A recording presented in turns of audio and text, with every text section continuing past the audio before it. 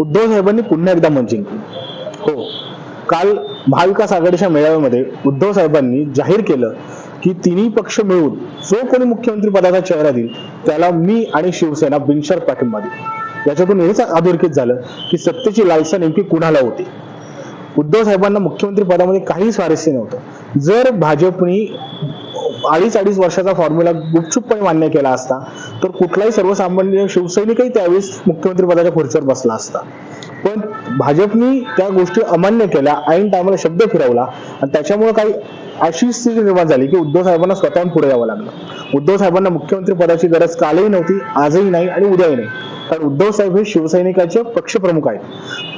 हिंदुहृदय सम्राट सन्माननीय बाळासाहेब ठाकरे यांच्यानंतर शिवसेनेची धुरा ज्या समर्थपणे उद्धव साहेबांनी सांभाळली आहे त्यांच्याकडे बघून निश्चितपणे असं म्हणावं वाटतं की उद्धव साहेब आम्हाला तुमचा अभिमान वाटतो.